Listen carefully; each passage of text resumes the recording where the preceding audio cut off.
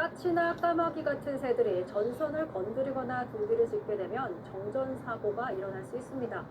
한전이 이런 피해를 줄인다며 매년 20만 마리의 까치를 잡고 있는데 그런데도 조류 정전 사례는 더 늘어나고 있습니다. 하혜빈 기자입니다. 죽은 까치 수십 마리가 늘어져 있습니다. 한전 측 의뢰로 민간협회 소속 호수들이 모두 사살한 겁니다. 까마귀나 까치 같은 새들이 철제 옷걸이 같은 금속류를 물고 전선을 건드리거나 둥지를 지으면 정전이 날 수 있습니다. 한전이 이런 피해를 줄인다며 민간협회에 한 마리당 6,000원씩 주고 까치를 사살하고 있습니다. 지난 5년간 총 128만 마리가 죽었고 비용도 매년 15억 원 안팎으로 듭니다. 사실 합법적으로 포획할 수 있는 조류는 전력시설에 피해를 주는 까치에 한정됩니다. 하지만 어떤 까치를 사살할 수 있는지 현장 포수들에게 명확한 지침은 전달되지 않고 있습니다. 정전을 일으키는 까치인지 정말 죄 없는 까치인지 알 길이 없지 않습니까? 무차별 사살 아닙니까 이건? 또 까치에 불어나는 개체수를 따라잡기도 역부족입니다. 매년 20만 마리 넘게 까치를 잡았지만 조류 정전 사고는 2018년과 지난해를 비교하면 오히려 4배 가까이 늘었습니다. 안전사고 위험도 더 커졌는데 실제로 올해 3월 경기도 이천에선 까치를 향해 쏘려던 공기총이 잘못 발사돼 지나가던 행인의 톡에 맞았습니다. 역사들이 이제 곤란한 경우가 많습니다. 대부분 전주가 진역해 있지 숨기도 참 어렵고 막말로 죽이기 좋아서 일부러 막 죽이기 좋아서 하는 사람 대장 전주 어디 있으며. 전문가들은 조류가 싫어하는 전파를 내는 등 더 효과적이고 친환경적인 대책을 고민해야 한다고 조언했습니다. JTBC 하혜빈입니다.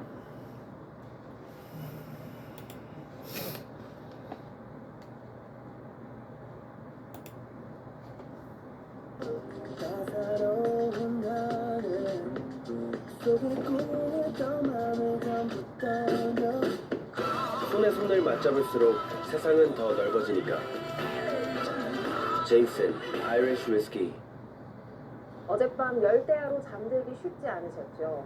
이 무더위 속에 서울 강서구 아파트에서는 한밤중 정전이 발생하면서 주민 280여 세대가 불편을 겪었고 경기 수원의 아파트에서는 실외기에 불이 나 주민들이 대피했습니다. 감사의 사건 사고 이유경 기자입니다. 집집마다 불이 꺼졌고 아파트 단지는 어둠으로 뒤덮였습니다. 어젯밤 10시 반쯤 서울 강서구 아파트 280여 세대에 전기 공급이 중단됐습니다. 당시 서울 강서구 기온은 29도. 무더위에 잠 못 이룬 주민들은 하나둘 집 밖으로 나왔습니다. 너무 더워가지고 그냥 빨리 자려면 나가야겠다 이 생각 때문에. 아파트 측은 전기를 공급하는 전선에 문제가 생긴 것으로 보고 밤새 복구 작업을 이어갔습니다. 비슷한 시각 경기 수원시의 고층 아파트에 설치된 실외기에서 불이 났습니다.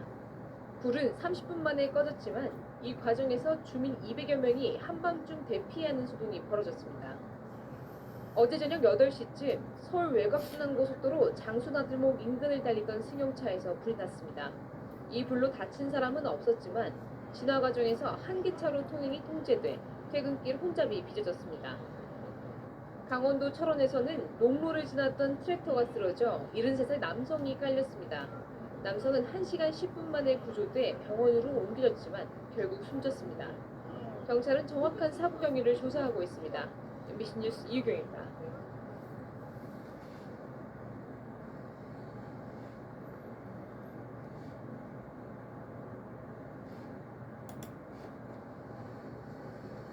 오늘 오전 2시 20분쯤 대구 달성군 화원읍의 한 주택가에서 나무가 쓰러져 전선을 덮치면서 일대 아파트 700세대의 전기 공급이 끊겼습니다.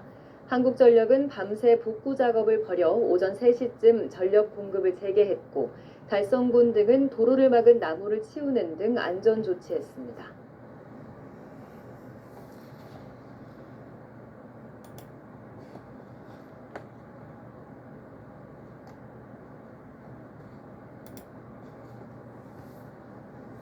추운 날씨 속 서울 강서구에서는 작업 중 상수도관이 파열돼 도로가 물바다가 됐습니다. 정전 때문에 난방이 끊긴 아파트에서는 주민들이 추위에 떨었습니다. 최인영 기자가 보도합니다.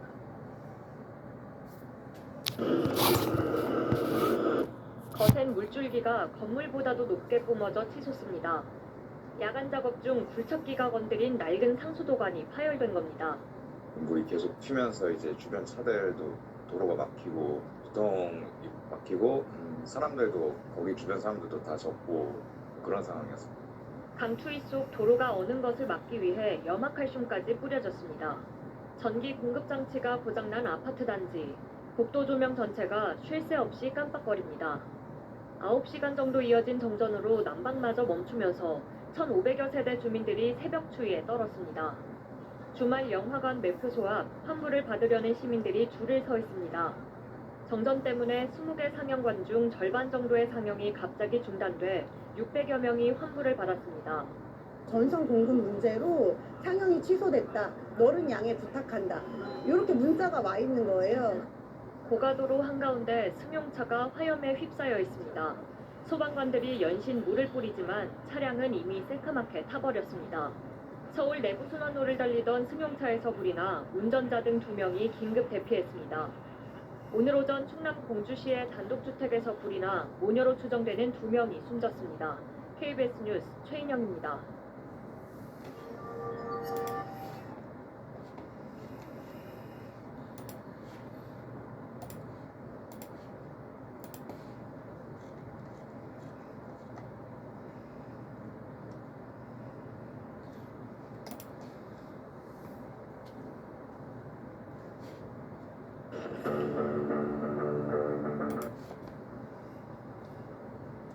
금천과 구로 등 서울 서남부 지역과 경기도 광명시에서 19만 가구의 대규모 정전 사태가 벌어졌습니다. 곳곳에 엘리베이터와 신호등이 멈춰섰고 대형 쇼핑몰 등에도 피해가 잇따랐습니다. 취재기자 연결합니다. 조은지 기자. 네, 경기도 광명시 영서 변전소입니다. 네, 휴일 한낮에 정전 사태가 났는데요. 어찌된 일입니까? 네, 오늘 낮 12시 53분이었습니다. 서울시 구로구와 금천구, 관악구 또 경기도 광명시 일대에서 19만 가구의 전력이 끊겼습니다. 22분 뒤인 1시 15분쯤부터 속속 전기가 다시 들어왔지만 일부 지역은 복구가 지연되기도 했습니다. 상황은 꽤 심각했습니다. 공장과 아파트 등에서 전기가 끊겼고 도로의 신호등도 200여 개가 동시에 꺼져 일대 교통이 마비됐습니다. 대형 쇼핑몰에서도 불이 꺼지고 에스컬레이터가 멈추기도 했습니다. 쇼핑몰의 예식장에서 결혼식 중에 정전으로 식이 중단되는 일까지 빚어졌습니다. 곳곳에서 엘리베이터가 멈춰서 안에 있던 사람들이 갇히기도 했습니다. 소방당국에 접수된 엘리베이터 고립 구조 건이 60건을 넘어섰습니다. 다행히 다친 사람은 없었고 밤이 아닌 낮이라 피해 규모도 적은 편입니다. 네, 조은지 기자. 정전 원인은 변전소 문제라고 하던데요. 구체적으로 어떤 게 문제가 된 겁니까? 네, 오늘 낮 12시 53분에 이곳 광명시의 영서 변전소에서 문제가 생기면서 전력 공급이 끊겼습니다. 영서 변전소는 경기도 광명은 물론 서울 구로구와 금천구 지역으로 전기를 공급하는 곳입니다. 낮 12시 53분부터 1시 15분까지 무려 22분 동안 문제가 계속됐습니다. 한국전력은 영서변전소의 대폐장치에 이상이 생겨 작동이 멈추면서 영서변전소 하위 7개 변전소, 시흥과 광명, 독산 지역에 정전이 발생했다고 설명했습니다. 한전은 오후 1시 15분 이후 신양제 변전소로 우회해 전력을 공급하는 방식으로 복구를 끝냈습니다. 일단 급한 불은 껐는데 영서변전소 복구 시기는 아직 정해지지 않았습니다. 정확한 사고 원인도 파악할 필요가 있어 보입니다. 지금까지 경기도 광명시 영서변전소 앞에서 YTN 조은지입니다.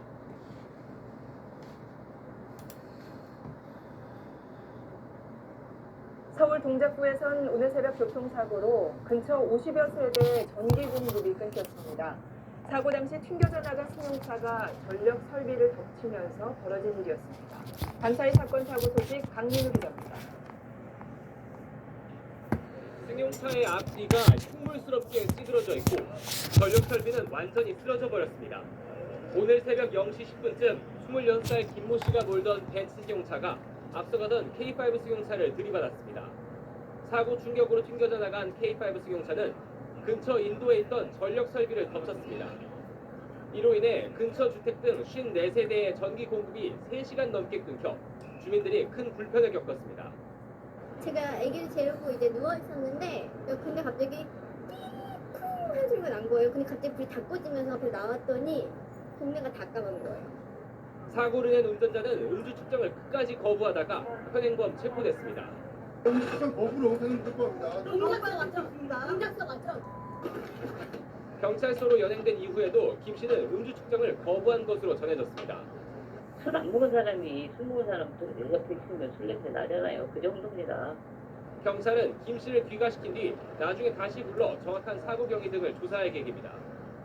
어젯밤 11시 50분쯤엔 경남 밀양의 한 주택에 불이 났습니다. 불길은 20여 분 만에 꺼졌지만 미처 불을 피하지 못한 90살 이모 씨와 아들 67살 이모 씨가 숨진 채 발견됐습니다. SBS 강민우입니다.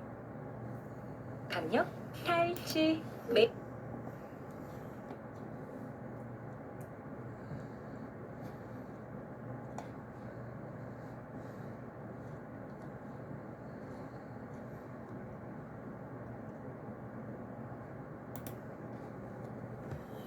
제주도 거주하시는데 임플란트 고민 중이신가요? 저희 치과는 국산 정품 재료를 사용한 전체 어제 인천의 한 아파트 단지 전기실에서 불이 나서 870여 세대 전기 공급이 끊겼습니다. 복구 작업이 늦어지면서 밤새 주민들이 불편을 겪었습니다.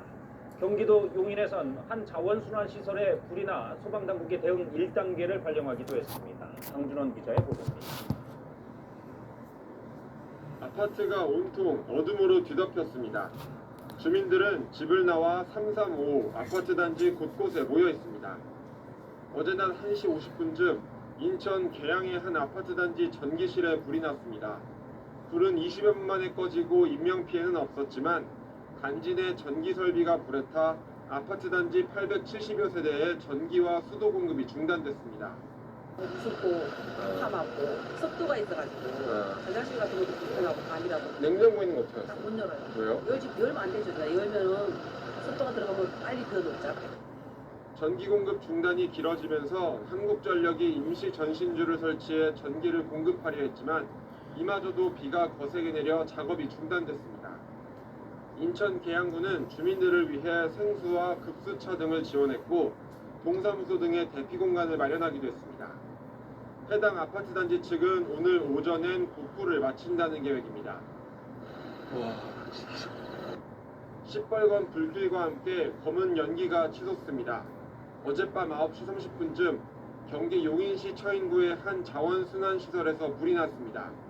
이 불로 인명피해는 없지만 불이 커지면서 한때 관할 소방서 인력 전체가 출동하는 대응 1단계가 발령됐다가 해제되기도 했습니다. 음식점에서 검은 연기가 흘러나옵니다. 어젯밤 9시 30분쯤 서울 성동구의 한 음식점에서 불이 나 30여 분 만에 꺼졌습니다. 이 불로 다친 사람은 없지만 음식점 일부가 불에 탔습니다. 소방당국은 화재 원인을 조사하고 있습니다. KBS 뉴스 방준원입니다.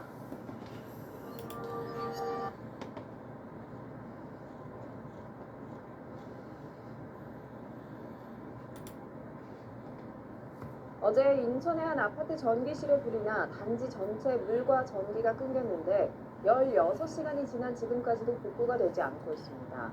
무더위 속 주민들은 주차장에 내려와 차 안에서라도 에어컨을 쐬며 밤을 보냈고 구청은 긴급 대피소를 마련하고 있습니다. 사건 사고 소식 송정우 기자입니다. 아파트 단지 전체가 점전으로 칠흑 같은 어둠 속에 휩싸였습니다. 어제 낮 2시쯤 인천 계양구의 한 아파트 변전실에 불이 나 870여 세대의 물과 전기 공급이 끊기면서 벌어진 일입니다. 무더위 속에 지친 주민들은 차에서라도 에어컨 바람을 쐬려 하나둘 주차장으로 몰려들었습니다. 저희는 지금 보시는 건 아시겠지만 차에 그 에어매트를 설치를 해서 그냥 차에 애들이랑 간편하게 좀 쉬고 있고요. 복구 작업은 16시간이 지난 지금까지도 끝나지 않은 상태입니다. 비가 갑자기 쏟아진 탓에 중간에 작업이 중단됐기 때문입니다. 구청 측은 급수차와 생수를 통해 물을 공급하고 인근 학교와 체육시설에 임시 대피소를 마련하는 중이라고 밝혔습니다. 어젯밤 9시 반쯤에는 경기도 용인시 처인구의 한 자원순환시설에도 불이 나 소방당국이 8시간 넘게 진화 작업 중입니다. 이 불로 다친 사람은 없었지만 폐기물의 양이 많아 불길이 크게 번지면서 한때 소방서 인력 전체를 동원하는 대응 1단계가 발령됐습니다. 소방당국은 불길이 잡히는 대로 정확한 피해 규모와 화재 원인을 조사하겠다는 방침입니다. MBC 뉴스 홍정훈입니다.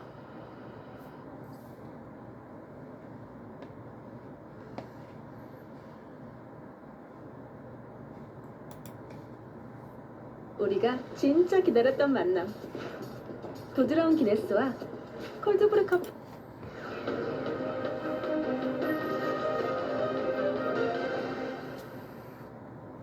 아침 출근길 서울 지하철에서 한 20대 직장인이 열차 출입문과 안전문, 그러니까 이 스크린도어 사이에 갇히는 사고가 벌어졌습니다.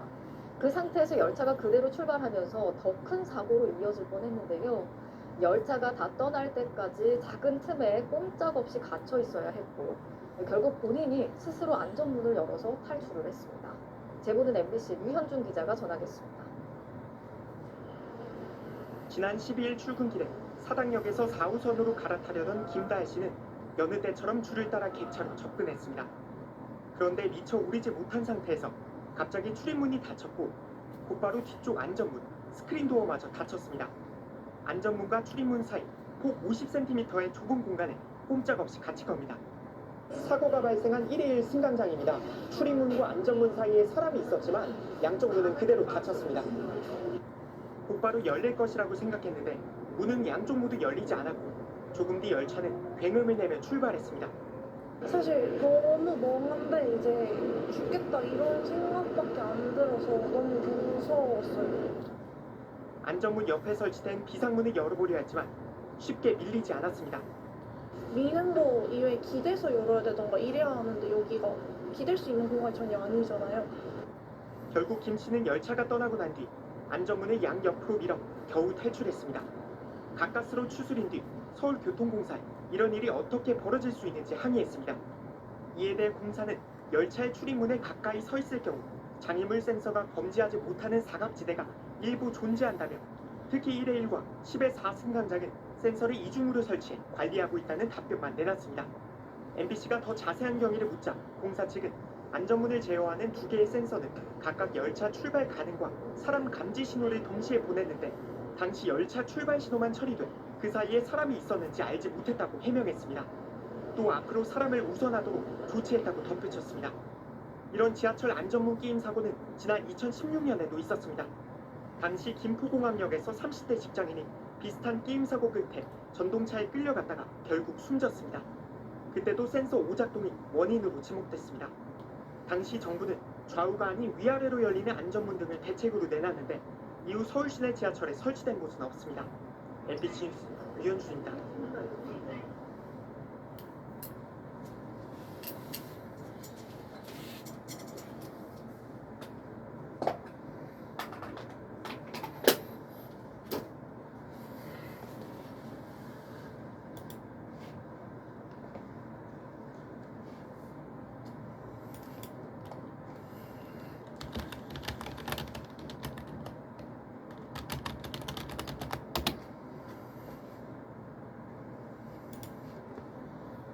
오늘 낮 서울 지하철 2호선에서 흉기 사건이 또 벌어졌습니다. 50대 남성이 열차 안에서 열쇠고리에 달려있던 작은 흉기를 휘둘러 시민 2명이 다쳤습니다. 윤상문 기자가 보도합니다.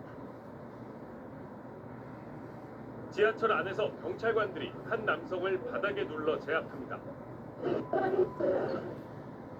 남성은 욕설을 하며 몸부림치다 결국 열차 밖으로 끌려나갑니다. 오늘 오후 12시 반쯤 서울 지하철 2호선에서 흉기 사건이 또 벌어졌습니다. 50대 남성이 운행 중인 열차 안에서 열쇠고리에 달려있던 날카롭고 납작한 쇠붙이를 20대 남성에게 휘둘렀습니다. 이대역에서 신촌역을 가는 사이 범행이 시작됐는데 시민들이 직접 가해자를 제압하는 과정에서 한 명이 더 다쳤습니다. 피해자 두 사람 모두 얼굴에 상처가 났는데 한 명은 현장에서 치료를 받았고 다른 한 명은 병원으로 이송됐습니다. 경찰은 합정역에서 남성을 체포하고 정확한 범행 경위와 동기를 조사하고 있습니다. 유리창이 다 깨진 채 앞부분이 종잇장처럼 구겨진 토크트럭. 소방관들이 올라가 운전자를 구조하려 안간 힘을 씁니다. 덤프트럭 옆면을 들이받은 다른 덤프트럭도 앞부분이 찌그러지고 근처 1톤 화물차와 대형 트레일러 역시 형체를 알아보기 어려울 정도로 부서졌습니다. 오늘 오전 11시쯤 부산 강서구 부산신항 주변 도로에서 화물차 4대와 승용차가 잇따라 부딪혔습니다. 많이 놀라죠. 여기가 항만 배후도로라 가지고 차들이 속도가 많이 나요. 그리고 신호위반도 많고. 경찰 조사 결과 신항 앞 도로를 달리던 덤프트럭이 좌회전하던 1톤 화물차를 들이받은 뒤 중앙선을 넘어 승용차와 트레일러, 다른 덤프트럭을 차례로 덮쳤습니다. 이 사고로 1톤 화물차 운전자와 동승자가 숨지고 덤프트럭 운전자 1명도 목숨을 잃었습니다. 다른 차량 운전자 등 5명도 어깨나 발목 등을 다쳐 병원으로 옮겨졌습니다. 경찰은 1톤 화물차가 신호를 무시하고 좌회전하다 사고가 시작된 것으로 보고 정확한 경위를 조사하고 있습니다. MBC 뉴스 윤상문입니다.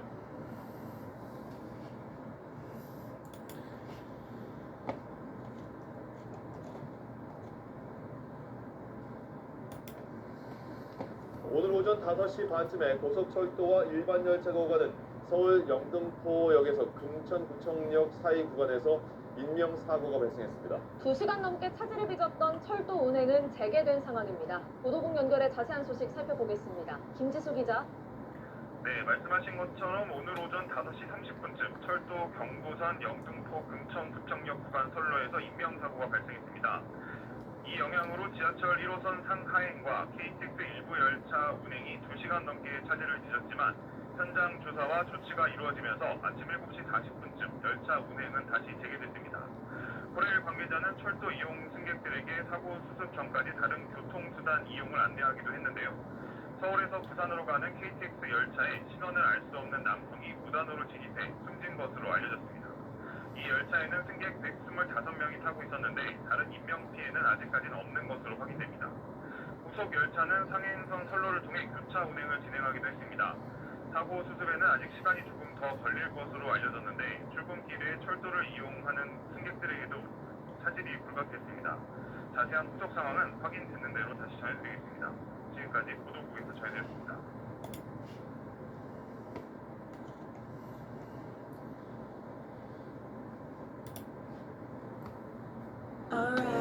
짜릿함에 지인다.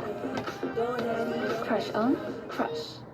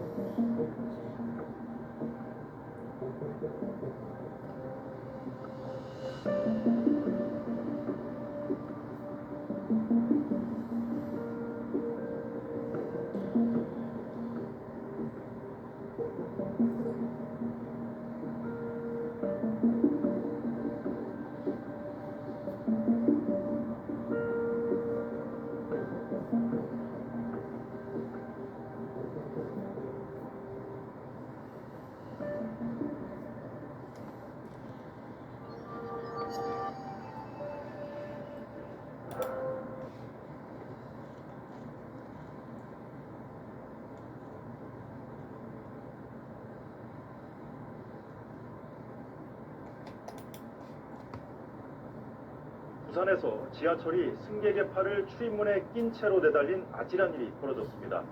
웬만큼 두꺼운 물체가 아니면 뛰어도 인식이 안 돼서 같은 사고가 얼마든지 재발될 수 있다고 합니다. 황현규 기자가 취재했습니다. 어제 오후 6시 반쯤 부산 진역에서 전동차를 타려던 30대 여성 2명이 갑자기 닫힌 문에 끼었습니다. 한 명은 간신히 빠져나갔지만 다른 한 명은 팔이 낀 채 그대로 전동차가 출발했습니다. 그 사람은 밖으로 나가면서 손이 끼어가지고 손을 이렇게 억지로 빼서 나갔고요. 저는 팔하고 손이 되게 끼었어요. 그 상태에서 지하철이 간 거죠. 이렇게 출입문에 물체가 꼈는지 감지하는 센서입니다. 전동차 출입문 센서는 문 위쪽이 7.5mm 이상 벌어져야 작동합니다. 위쪽에 이만큼 틈이 생기려면 문 가운데가 2cm 이상 벌어져야 합니다. 이 정도 두께가 낀 게 아니면 작동하지 않는다는 얘기입니다. 국내 모두 같고 다른 나라도 같습니다. 그래서 이거는 쉽게 바꾸기 어려운, 구조적으로 바꾸기 어려운 형편입니다. 일단 문에 끼면 두께가 더 납작해져 감지하지 못할 수도 있습니다. 어린이나 여성 승객의 경우 이처럼 손이 끼더라도 출입문이 닫힌 것으로 인식돼 열차가 출발할 수도 있습니다. 최근 5년간 부산에서 신고된 전동차 끼임 사고만 70여 건, 서울에선 매달 20건이 넘는 사고가 접수되고 있습니다. KBS 뉴스 황현규입니다.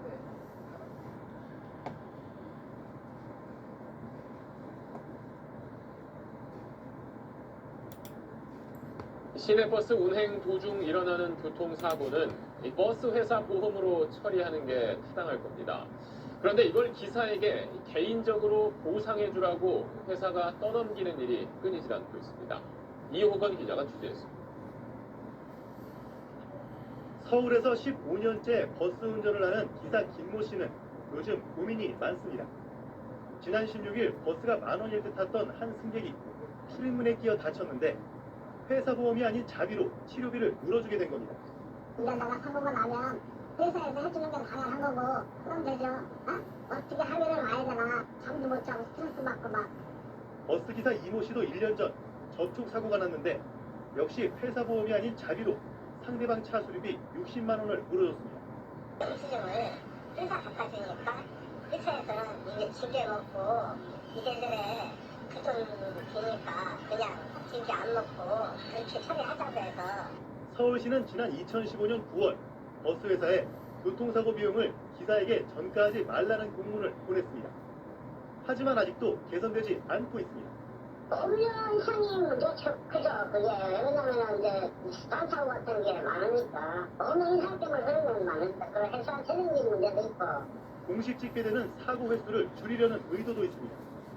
서울시는 매년 말 시내버스 회사 65곳의 경영 실적을 차등 평가해 성과급처럼 총 230억 원을 지급하는데 평가 항목 중 사고 건수와 피해 보상액이 가장 높은 비중을 차지합니다. 차량 사고가 많이 나게 되면 아무래도 인센티브를 덜 받을 수도 있기 때문에 그 부분에서 자부담을 시키는 걸로. 서울시는 기사들에게 사고 처리를 전가하는 실태에 대해 살피겠다고 밝혔습니다. SBS 이호건입니다. 동영상에 월 13,900원, 음악에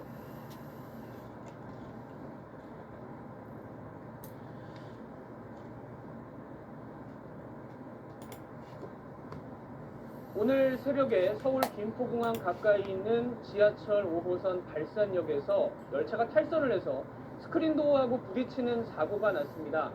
다행히 운행시간 지나서라 다친 사람은 없었지만 낮이었으면 어쩔 뻔했나 싶은 일이 또 벌어졌습니다. 먼저 이현정 기자입니다. 열차가 진입하는 승강장에 모서리가 부서져 철골 구조물이 훤히 드러나고 박살난 스크린도어 주변 바닥엔 깨진 유리파편이 널려 있습니다. 오늘 새벽 1시 40분쯤 고덕 차량기지에서 방화 차량기지로 이동하던 지하철 5호선 열차가 발산역을 통과하다 선로를 이탈했습니다. 막차 시간이 지나 승강장에 사람이 없었고 기관사도 다치지 않았습니다. 사고 열차는 8량짜리로 앞에서 다른 열차가 끌고 갔는데 승강장을 지날 때 3번째, 5번째 객차 바퀴가 선로를 벗어나면서 김포공항 방향 승강장에 스크린도어가 파손되고 통신 광 케이블도 끊겼습니다. 발산역의 통과 중에 선로 이탈된 사고가 났습니다. 차량이 지금 8량 중에 2량이 탈선했다고 합니다. 승강장 안전문 유리 파손이 있었고 사고 여파로 첫차 시간인 오전 5시 반부터 방화역부터 화곡역까지 8개역 구간의 양방향 운행이 중단됐습니다. 160여 명이 투입돼 복구 작업을 벌여 사고 11시간 만인 낮 12시 50분쯤에서야 운행이 재개됐습니다. 사고 열차는 운행한 지 25년 됐습니다. 2018년 객차의 축전지에서 불이 난 뒤 운행하지 않다가 정기 점검을 받고 돌아오다 사고가 났다고 서울교통공사는 밝혔습니다. SBS 이현정입니다.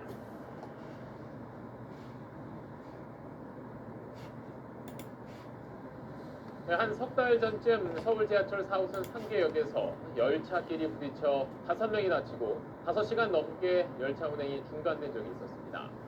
조사를 해봤더니 사고를 낸 열차 기관사가 당시 운전석 앞 창문을 가리고 앞도 제대로 보지 않고 운행했던 걸로 드러났습니다.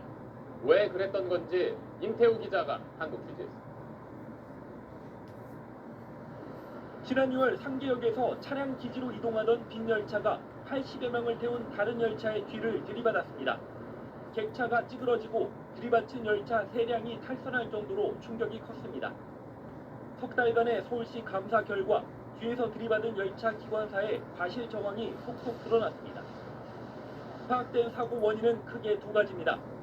열차가 3개역에 접근하기 전 멈춰섰다가 자동 운행 모드로 전환되는 이상 현상을 보였지만 해당 기관사는 관제센터에 알리지 않고 계속 운행했습니다. 또 부딪히기 직전까지 전방을 제대로 살피지 않은 것으로 조사됐습니다.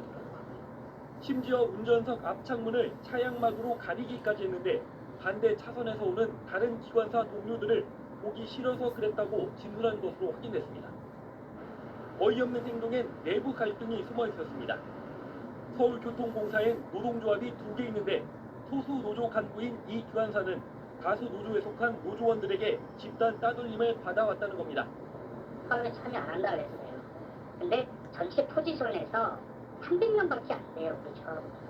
1%밖에 안 돼요. 그 사람들을 집단적으로 따돌림을 하죠. 왕따를 시키고. 서울시는 기관사에게 운행 도중 차량막을 내리지 못하게 하고 운전 업무와 상관없는 휴대전화, 전자기기 사용을 자제할 것을 지시했습니다. SBS 임태우입니다.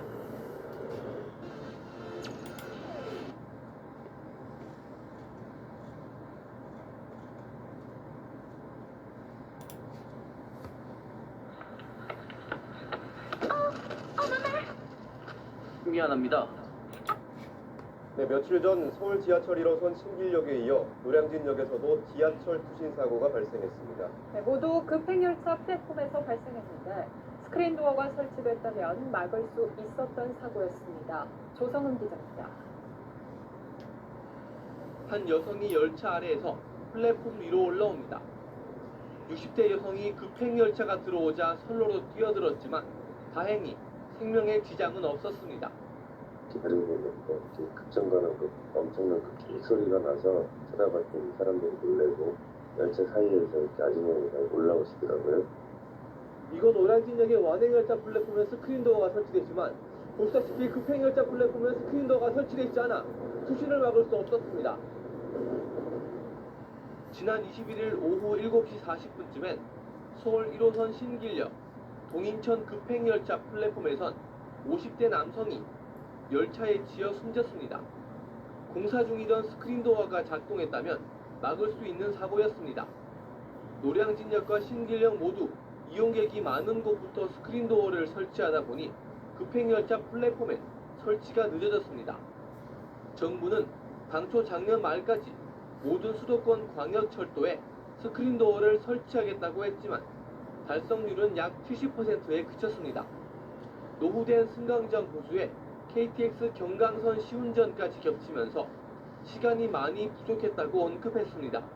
경강선 시운전 진행하면서 조금 일정 조율 때문에 좀 지연이 된 바도 있고요. 그다음에 뭐 저희가 중간에 설치를 하면서 승강장 부족 그 공법 변경을 한다던가.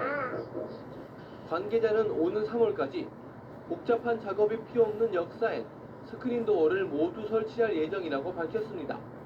연합뉴스TV 조성흠입니다.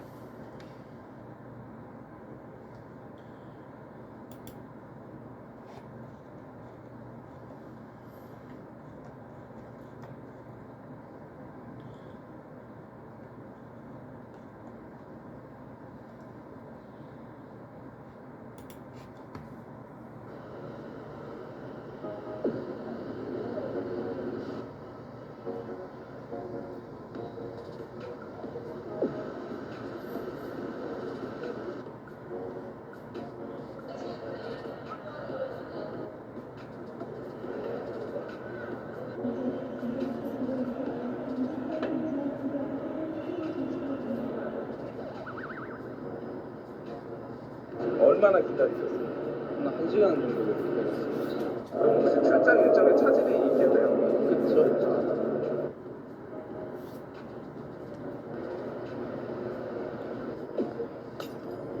아니 그럼 방송을 똑바로 해주지 뭐. 더 들어줄게요. 그러니까. 아니 여기서 빠르게 보시는데.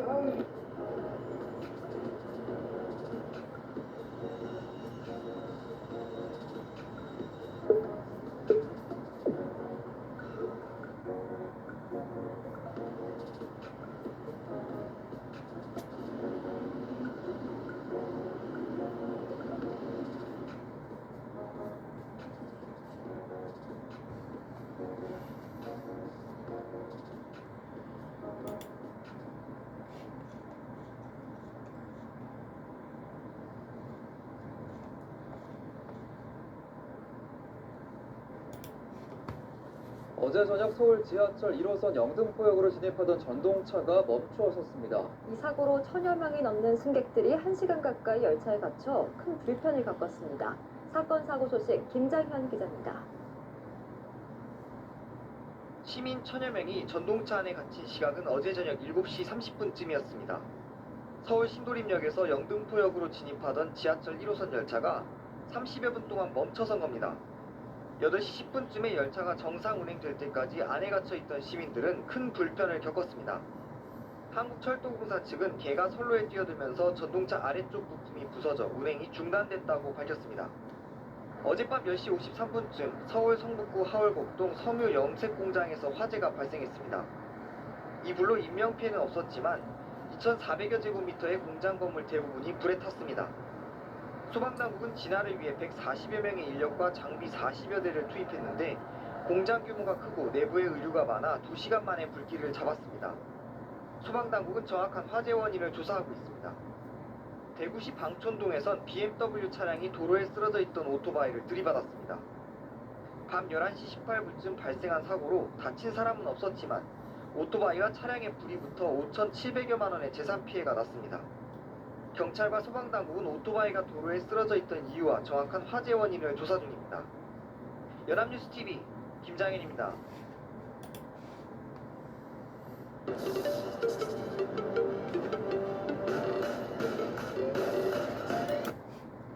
그젯밤 있었던 무궁화호 열차 탈선 사고로 어제 출근길 열차 운행이 제대로 되지 않았습니다. 운행이 끊긴 역에서 갈아타려는 승객들이 몰린 지하철 1호선에선 사고가 날 것 같다는 신고가 빗발쳤습니다. 김민준 기자가 보도합니다. 열차 탈선 사고로 지하철 1호선 일부 급행열차가 구로역까지만 운행되면서 어제 오전 내내 출근길 플랫폼은 다른 열차로 갈아타기 위한 시민들로 붐볐습니다. 어떤 사람이 앞에서 먼저 지하철 이거 못합니다, 뭐 운행 안 합니다 이러면 또 다시 사람들이 올라가. 또 다 막 기다렸다가 다 같이 뭐 계속 그 상황이 계속 반복됐어요. 정체가 풀리지 않자 두려움을 호소하는 시민들도 속속 나타났습니다. 어떤 여자분은 이제 막 지금 술 마시겠다고 막 소리 지르는 분들도 계셨고요. 근데 이제 임산부분들 오히려 못 앉으셔서 거기서 또 다들 막 소리 지르시고 막. 어제 아침 8시 13분부터 9시까지 1호선 구로역, 개봉역, 신도림역에서 질서 유지를 요청하는 경찰과 소방신고 12건이 접수됐습니다. 시설관리 주체인 코레일도 일시적으로 고객이 붐비면 관련 지침에 따라 경찰, 소방과 함께 질서 유지 업무를 수행한다며 영무원, 사회복무요원 12명이 투입됐다고 설명했습니다. 하지만 시민들은 혼잡한 현장을 통제하기엔 부족했다고 지적합니다. 한 분이서 이제 혼란이 들면서 하시는데 조심하세요라고 소리를 질러서 말씀해 주시는데 제 바로 뒤에 계셨거든요. 근데도 저한테 잘 안 들릴 정도로 사람이 너무 많았죠. 이태원 참사 이후 커진 시민들의 불안만큼 철저한 안전관리 대책이 필요해 보입니다. SBS 김민준입니다.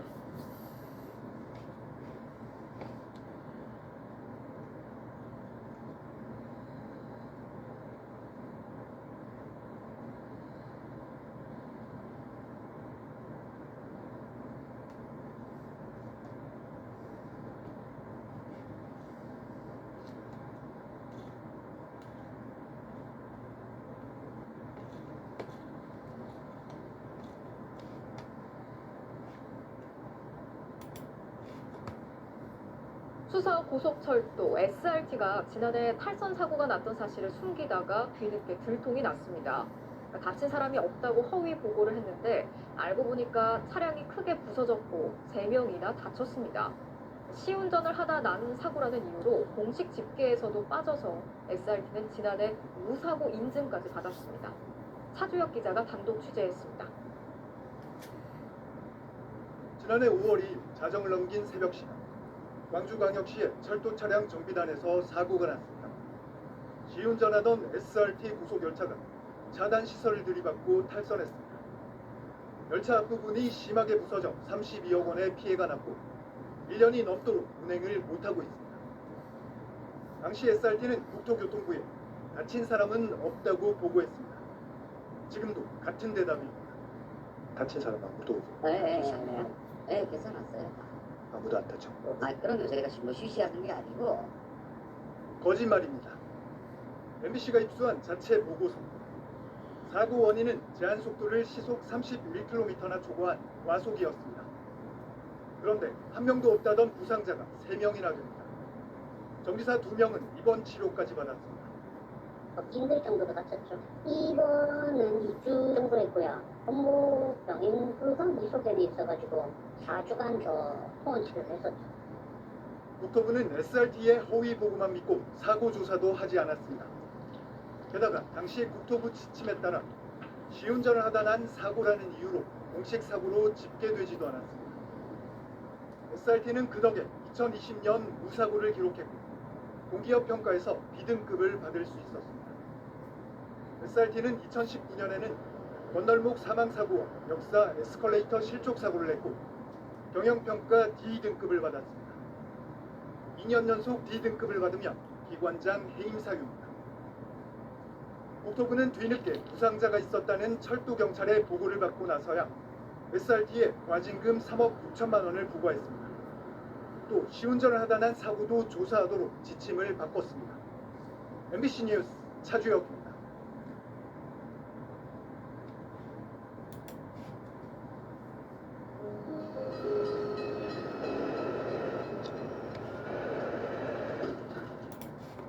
오늘 아침에 강원도 강릉에서 KTX 열차가 철로에서 튕겨나가는 사고가 나서 14명이 다쳤습니다. 출발하고 5분 안에, 그러니까 속도를 시속 200km 이상으로 올리기 전이었으니 망정이지 또 한 번 아찔한 일을 겪을 뻔했습니다. 일단 사고 상황 먼저 정리했습니다. 조재금 기자입니다. KTX 열차가 철로 위에 T자 모형으로 꺾인 채 누워 있습니다. 맨 앞 기관차와 객차 한 양이 좌측으로 90도 틀어져 건너편 철길까지 덮쳤습니다. 나머지 객차 8량도 선로에서 벗어나 좌측으로 기울었습니다. 오늘 오전 7시 30분쯤 강릉역을 출발해 서울로 가던 KTX 열차가 출발 5분 만에 탈선했습니다. 앞에 저 기관사분 다치신 것 같아요. 부상자 기관사분요. 차량이 한쪽으로 기울더니 여러 차례 충격을 느꼈다고 승객들은 전했습니다. 갑자기 차가 덜커덩거리면서 갑자기 빵 뿌옇게 연기 같은 게 날리더라고요. 처음에 그게 안개인 줄 알았어요. 그래가지고 보니까 차가 기울등 덜커덩거리다가 멈춰 섰고 한쪽으로 이렇게 기울어 있더라고요. 승객 198명 가운데 14명이 경상을 입어 병원으로 옮겨졌다가 모두 귀가했습니다. 사고 지점이 분기점 부근인데다 곡선 구간에 진입하는 곳이어서 열차가 최고 속도의 절반 정도만 내에 그나마 인명피해가 적었습니다. 아비규환은 아니었고 화분이 내린 것 같아요. 천만다행인데 다행히 크게 피 흘리거나 이런 사고가 없었고. 다른 승객들은 긴급 투입된 버스로 진부역으로 간 뒤 다른 서울행 KTX 열차를 타거나 강릉으로 되돌아갔습니다. 하지만 열차가 조금만 더 밀려갔으면 철길보다 낮은 평지로 굴러떨어지면서 대형 참사를 빚을 가능성도 있었습니다.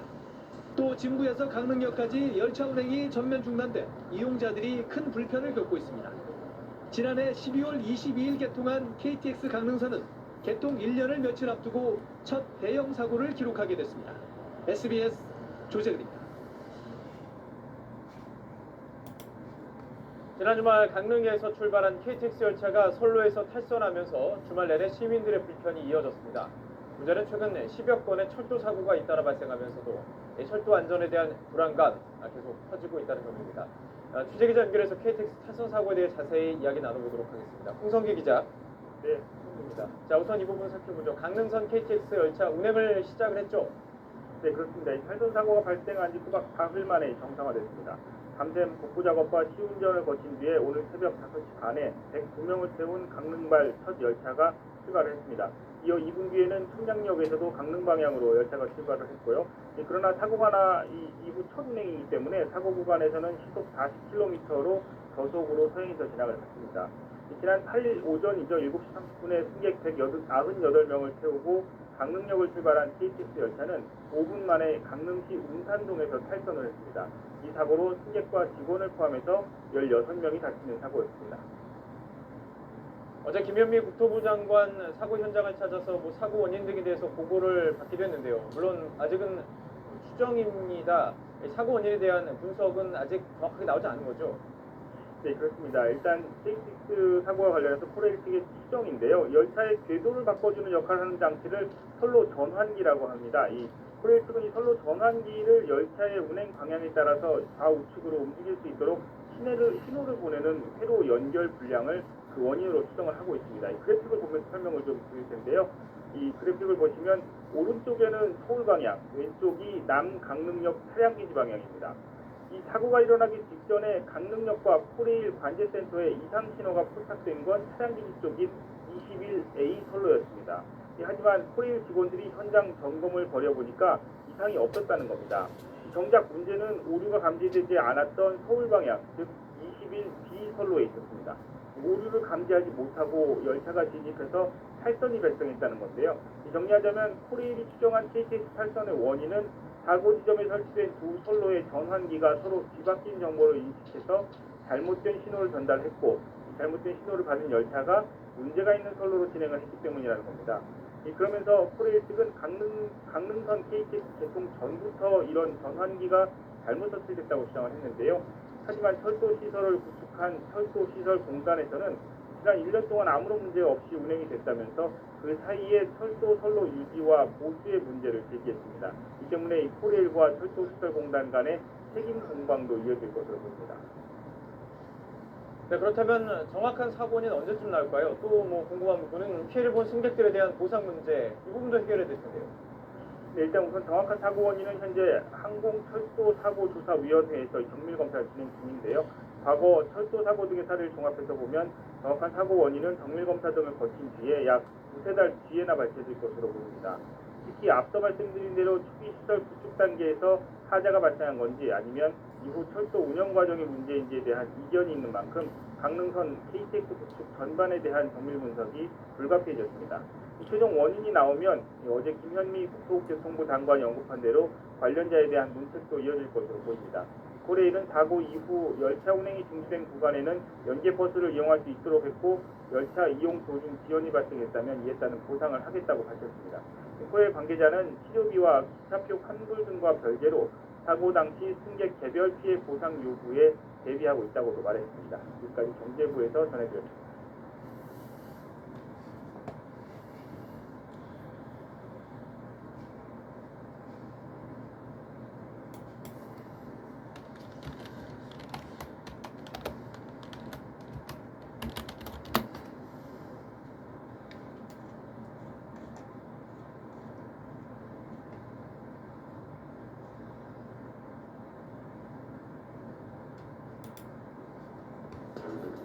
뉴스브리핑 더보기 뉴벨 더 시간입니다. 지난해 여름 태풍 카눈이 한반도를 덮쳤었죠. 다들 긴장 속에 태풍을 대비하면서 뉴스는 물론이고 유튜브 개인 방송도 많이 보셨을 텐데요. 그런데 당시 부산 해운대구 마린시티 부근에 별다른 피해가 없자 2년 전 상륙했던 태풍 흰남노 피해 상황 영상을 짜깁기 위해서 실시간이라며 가짜 방송을 한 유튜버가 적발되는 일이 있었습니다. 차량 4대가 정차하더니 방파제를 넘어온 파도를 그대로 맞습니다. 조금 뒤 또다시 위험천만한 행동을 되풀이합니다. 일부는 유튜브 생방송 중이었습니다. 카메라를 들고 파도를 맞다가 미끄러져 넘어지는 유튜버도 있었습니다. 파도 쪽으로 일부러 더 다가가기도 합니다. 순간 너무 무서워서 저도 모르게 시동을 킨 상태에서 바로 도망갔던 걸로 기억납니다. 위험천만한 행동을 하면서 너무 경솔했다고 생각을 합니다. 지난 2022년 태풍 흰남노 당시 한 30대 유튜버가 태풍의 위력을 보여준다며 부산 마린시티 해안도로에서 실시간 방송을 해 논란이 됐습니다. 그런데 이 유튜버는 이런 식으로 촬영했던 태풍 흰남노 당시 피해 상황을 다음해 8월 10일 태풍 카눈이 부산에 상륙했을 때 재활용해 마치 생중계하는 것처럼 방송했습니다. 한마디로 가짜 방송을 한 겁니다. 결국 이 유튜버와 편집자는 전기통신기본법 위반 혐의로 재판에 넘겨졌습니다. 검찰은 이들이 유튜브 채널 구독자를 늘리고 방송 후원금 수익을 높이려고 가짜 태풍 피해 영상을 만들어 유튜브로 실시간 방송했다고 봤습니다. 당시 해운대구 마린시티에는 별다른 태풍 피해가 없었지만 이들의 가짜 방송으로 마치 큰 피해를 본 것처럼 묘사돼 상인들이 피해를 호소했고 해운대구엔 관련 민원이 수십 건 접수된 걸로 알려졌습니다. 검찰 관계자는 가짜 뉴스로 허위, 조작 정보를 유포해 국민의 알 권리를 침해하고 사회적 불안감을 가중하는 범죄에 대해 엄정 대응할 계획이라고 말했습니다. 한편 몇 년 전엔 조작 방송을 한 유튜버가 징역형의 집행유예를 선고받는 일도 있었습니다. 이 배달원이 몰래 음식을 빼먹었다며 가짜 방송을 한 건데 당시 해당 유튜버는 배달 사고 관련 영상들의 조회수가 상당한 걸 보고 이런 범행을 저질렀다고 진술했습니다. 지난 2020년 6월 130만 명의 구독자를 보유한 한 유튜버가 자신의 집에서 치킨 피자 프랜차이즈 업체가 먹다만 음식을 배달해 주었다는 식으로 실시간 방송을 했습니다. 하지만 검찰 수사 결과 완전한 조작 방송이었습니다. 해당 유튜버는 배달된 음식을 일부 빼먹고 우리 집 앞에 가져다 달라 업체 사장인 척 불친절하게 전화 응대하는 역할을 해달라는 식으로 다른 유튜버와 사전 공모해 가짜 방송을 한 걸로 드러났습니다. 결국 재판에 넘겨진 해당 유튜버는 지난 2022년 있었던 1심 선고에서 명예훼손과 업무 방해 등의 혐의로 징역 10개월에 집행유예 2년을 받았습니다.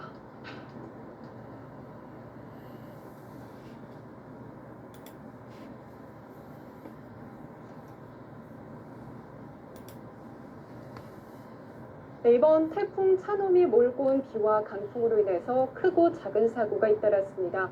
전봇대가 부러졌고 넘어진 가로수가 차량을 덮치기도 했습니다. 밤사이 사건 사고 소식을 박경준 기자가 전합니다. 위태롭게 기울어진 전봇대가 금방이라도 주택가로 쓰러질 듯합니다. 어제 저녁 7시쯤 울산시 남구 야음동의 한 주택가에서 전봇대가 부러졌습니다. 이 사고로 인근 주민 10여 명이 대피했지만 정전이나 인명피해는 없었습니다. 한전 관계자는 하부에 균열이 있던 전봇대가 강풍에 파손돼 기울어진 것 같다고 설명했습니다. 이에 앞서 오후 3시 반쯤에는 서울 서대문구 연희동 아파트 단지 내 가로수가 도로로 쓰러졌습니다. 이 사고로 아파트 주차구역에 주차돼 있던 승용차 한 대가 파손됐지만 인명피해는 없었습니다. 소방서 측은 가로수가 강풍에 쓰러진 것으로 보인다고 밝혔습니다. 화재 사고도 발생했습니다. 어제 오후 5시 50분쯤 서울 동작구 노량진동의 한 식당에서 불이 났습니다.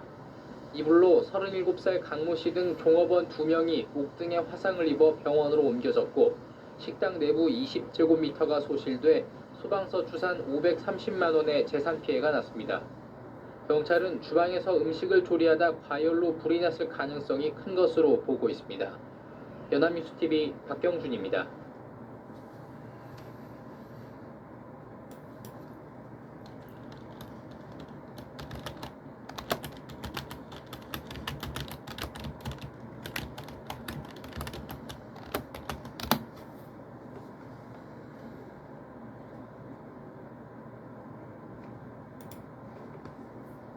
네, 강남역 묻지마 살인 사건이 발생한 지 1년이 지났습니다.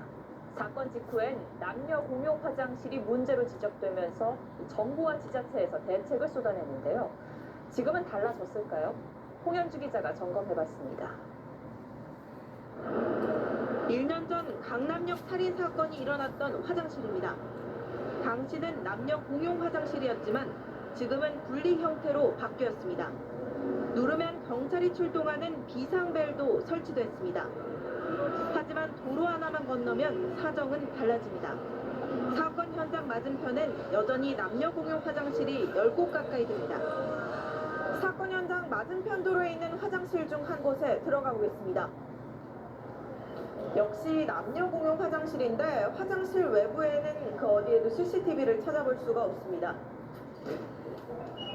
화장실 내부에는 비상벨이 없습니다. 특히 이 칸의 경우 제대로 된 잠금 장치조차 없습니다.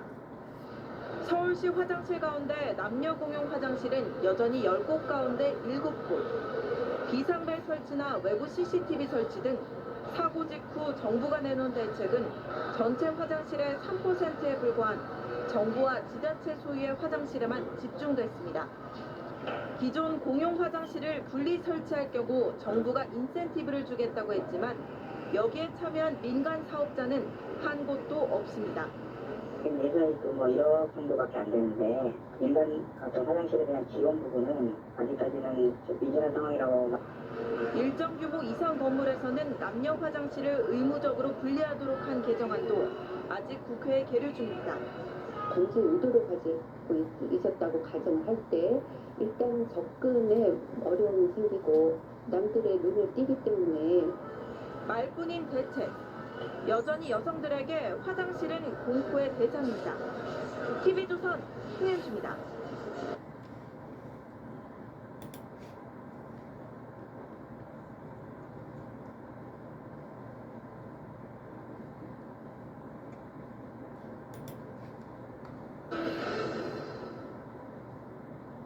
이번 살인 사건이 일어난 곳은 남녀가 함께 사용하는 이런 공용 화장실입니다. 공중 화장실 등에 관한 법률에 따라서 2006년 이후에 지은 일정 규모가 넘는 건물은 남녀 화장실을 구분해서 설치해야 합니다. 그러니까 2006년 이전에 지어졌거나 일정 규모가 넘지 않는 건물에선 여전히 이런 남녀 공용 화장실을 쉽게 찾아볼 수 있습니다. 그런데 이 공용 화장실을 사용할 때마다 불편함과 범죄에 대한 불안함을 느낀다는 사람들이 많습니다. 정명남 기자가 긴급 점검했습니다. 강남역 근처 유흥가 골목입니다. 상가 건물에 들어가면 남녀가 같이 쓰는 공용 화장실을 쉽게 찾아볼 수 있습니다. 서울 종로의 상황도 크게 다르지 않습니다. 취재진이 찾아가본 상가 화장실 20개 중 남녀 공용 화장실은 모두 7곳, 3곳 중 1곳꼴이었습니다. 서울 종로의 한 남녀 공용 화장실입니다. 보시면 남성용 공간과 여성용 화장실이 바로 옆에 붙어 있습니다. 실제 이성을 상대로 한 범행이 일어날 경우에는 취약할 수밖에 없는 구조입니다. 여성들은 공용 화장실을 쓸 때 불안함을 느낄 수밖에 없습니다. 술 취한 남자들이 들어오는 소리를 듣고 또 무서웠기도 하고 마주치기가 좀 꺼려져서 또 뒤죽은 듯이 없는 척 있다가 남성들도 불편하긴 마찬가지입니다. 소변기 같은 것도 밖에 나와 있고 하니까 이제 갑자기 문 발굽 열리고 하면은 그거 좀 좋지도 않고. 작은 상가의 화장실은 공중 화장실에 관한 법의 적용 대상도 아니어서 법의 사각지대에 놓여 있습니다. 그건 별도로 집계는 상황 없습니다. 사실 집계는 그건 다릅니다. 건물주들까지 수리비가 든다며 방치하는 경우가 많아 범죄에 취약한 곳이 적지 않은 실정입니다. SBS 전병남입니다.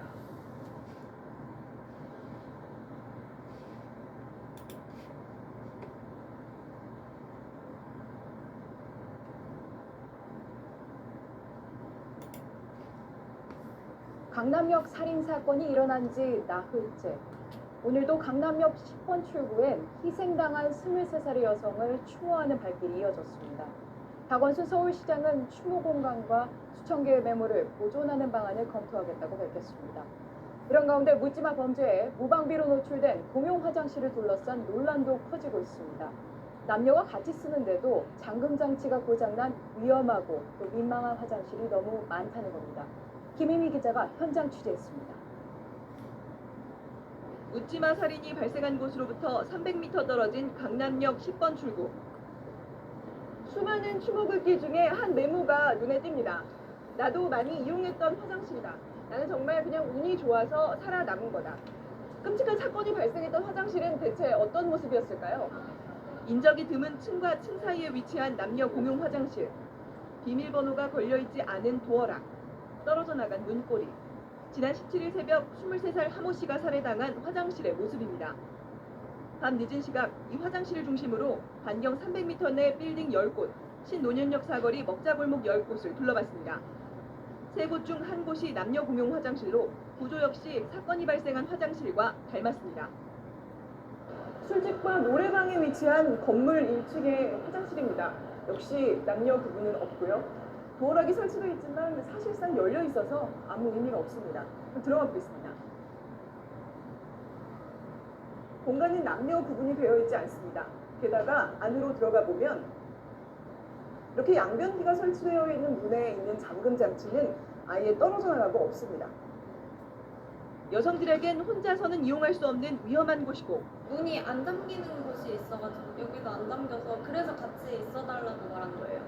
남자들에겐 마음 놓고 이용하기엔 미안한 곳이 됐습니다. 뭔가 여자분이면 되게 뭔가 미안하잖아요. 개인적인 공간에 권리를 침해한 것 같은 느낌. 남녀 화장실이 따로 있다고 해도 눈에 잘 띄지 않는 어두컴컴한 곳에 있거나 출입문이 닫히지 않아 무늬만 따로인 경우도 적지 않습니다. 공공장소에 설치된 화장실은 어떨까? 이용자가 적어 방치돼 있거나 인적이 드문 곳에 있어 범죄 위험에 노출돼 있습니다. 서울 영등포구 한 공원 화장실입니다. 이곳은 다행히도 긴급 상황이 발생하면 비상벨을 누르라고 나와 있습니다. 배를 누르면 경광등이 작동해서 112로 신고를 유도한다는 건데요. 이렇게 안에 설치된 비상벨을 한번 눌러보겠습니다. 하지만 아무리 눌러도 반응이 없습니다. 화장실 앞으로 떨어지지 않으면 경비가 맥박했다든지 그런 논의라고 할까요? 전문가들은 화장실을 범죄 취약지로 분류해 적극적인 관리 규정을 마련해야 할 필요가 있다고 지적합니다. JTBC 김혜미입니다.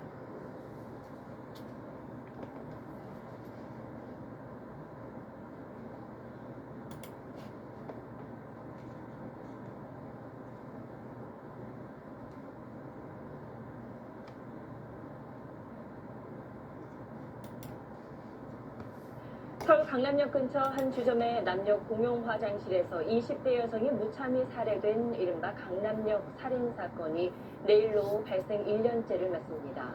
큰 충격과 함께 여성 혐오 논란이 일었고 남녀 공용 화장실 문제에 대한 각종 치안 대책이 잇따르기도 했죠. 범인은 징역 30년형을 선고받고 수감 중이지만 그동안 우리 사회는 얼마나 달라졌을까요? 김권진 기자가 돌아봤습니다. 1년 전 강남역 살인사건이 발생한 화장실입니다. 사건 당시엔 남녀 공용이었지만 지금은 남녀를 분리해놨습니다. 입구에는 CCTV가, 안에는 비상벨이 설치돼 구청으로부터 여성 안심 화장실 인증도 받았습니다. 근처 다른 화장실은 어떨까? 강남역 주변 번화가 골목을 돌아보니 화장실 20곳 가운데 6곳은 여전히 남녀 공용입니다. 사건 현장 맞은편 도로에 있는 한 남녀 공용 화장실입니다.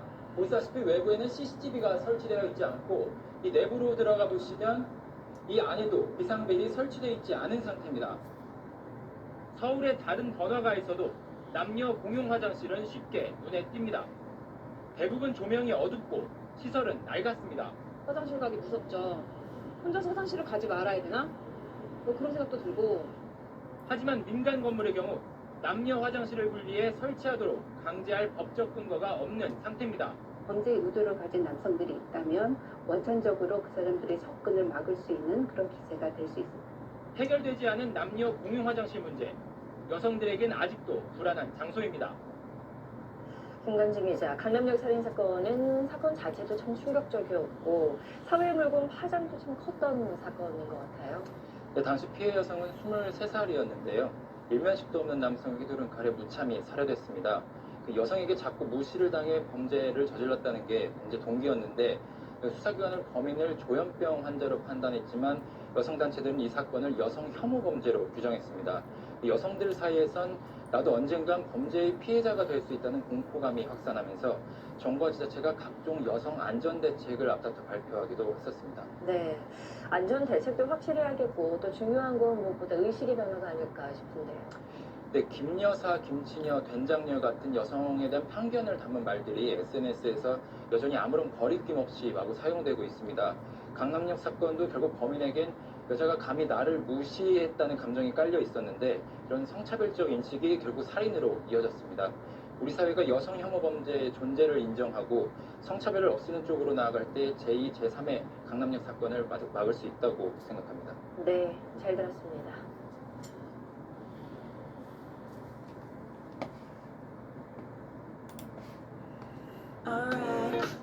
쿨함을 지운다. Crush on crush. 예, 다음 뉴스입니다. 울산의 한 철도 건널목에서 무궁화 열차가 승합차를 들이받았습니다. 승합차가 무리하게 앞차를 따라가다가 건널목 위에서 멈춰선 게 사고의 원인이었습니다. UBC 이준흠 기자가 현장 취재했습니다. 열차가 달려와 건널목에 서 있는 승합차를 들이받습니다. 차량 앞자리에 탄 2명이 충돌 직전 가까스로 몸을 피합니다. 출근 시간인 오늘 아침 8시 50분쯤 울산 북구의 한 철도 건널목에서 부산 방향으로 가던 무궁화호 열차가 승합차를 들이받았습니다. 차가 들어서자마자 이 소리가 울렸다고 해요. 차가 완전히 정면으로 돼 있는 신기하고 그들이 보고 살짝 치면서 사고 충격으로 승합차의 뒷부분은 움푹 패였고 뒷문은 떨어져 나갔습니다. 무리한 꼬리 물기가 사고의 원인이었습니다. 사고 당시 차량 정체로 정지선에 서야 했지만 승합차는 계속 앞으로 가다 건널목에 갇혔고 때마침 들어온 열차를 피하지 못했습니다. 차에 타고 있던 2명은 빠져나왔지만 미처 피하지 못한 나머지 1명은 다쳐 병원에서 치료를 받고 있습니다. 이 내리자 기차가 와서 박아버렸대. 그래도 기차가 저기서부터 이거를 치면서 속력을 많이 찌겠어요. 사고 여파로 열차 운행은 30분 가까이 중단됐고 주변 교통이 통제됐습니다. 경찰은 꼬리물기같이 무리한 운전은 큰 사고로 이어질 수 있다며 주의를 당부했습니다. UBC 뉴스 이준음입니다.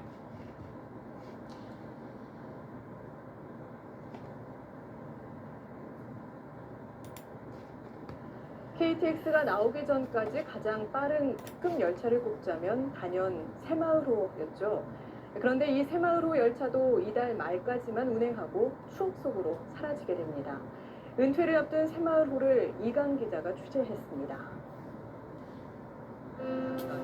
1974년 처음 등장한 1세대에 이어 86년부터 운행된 2세대 새마을호는 빠른 속도와 당시로선 수화로운 객실로 승객들을 놀라게 했습니다. 무사고 100만 킬로미터를 돌파했습니다. 서울과 부산을 4시간 10분에 주파하는 8, 90년대 특급 열차의 대명사였지만 2004년 KTX에 자리를 내줬고 이 2세대 새마을호는 그동안 서울과 전북을 오가는 장항선에서만 운행되었습니다. 열차 곳곳 옛 추억거리들이 오랜 친구처럼 승객들을 반기는 새마을호는 다양한 세대에게 열차 이상의 의미였습니다. 세상이 점점 빠른 게 더 우선이고 가끔은 이렇게 느린 것도 저는 남아있으면 좋다고 생각하거든요. 처음 들었죠. 이거만 타고 다니니까 울적 갈적 마음적으로 고맙다 그런 게 생기죠.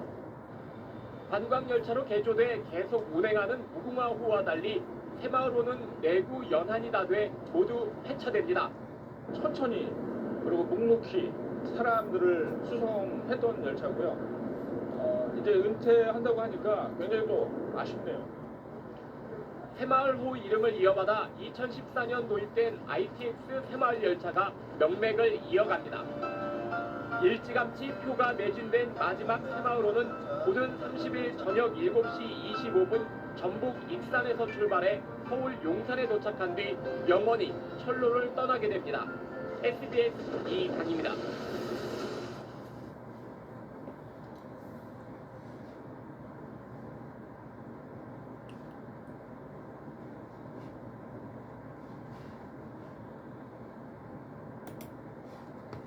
강경래 코리아 다시 모두의 강자 한콜. 철도 건널목에서 움직이지 못하는 차량. 열차가 브레이크를 작동시켰으나 차량은 수십 미터를 그대로 밀려나갑니다. 우리나라 철도 건널목은 천여 곳. 지난 5년간 발생한 철도 건널목 사고는 연평균 10.2건, 매년 6.6명이 숨졌습니다. 사람들이 차고 그냥 차단기가 내려와도 지나가는 사람들이 많이 있습니다. 그리고 저희들이 이렇게 통제를 하고 하는데 굉장히 위험성이 많습니다. 철도 건널목 사고를 예방하기 위해 새로운 개념의 차단기가 개발됐습니다. 기존 공 형태의 차단기를 보완한 슬라이딩 방식의 전면 밀폐형 차단기입니다. 기존 차단기와 동일한 기능을 가지고 있습니다. 그리고 첨단부에 접근 센서를 설치해서 보행자나 자동차에 피해가 가지 않도록 일시 정지하는 기능을 갖도록 구현했습니다. 공 옆으로 보행자가 들어오거나 차량이 봉을 치고 건널목 안으로 진입해 사고가 발생하는 것을 막는 겁니다. 이번에 개발된 전면 밀폐형 차단기는 기존 공 차단기에 비해 무단통과 심리역구를 차단해 철도 건널목 사고 예방에 도움을 줄 것으로 보입니다. 시범 운용을 거쳐 취약 건널목에 우선 배치하고 향후 철도 건널목 개량 신설 때 표준 모델로 확산시킨다는 계획입니다.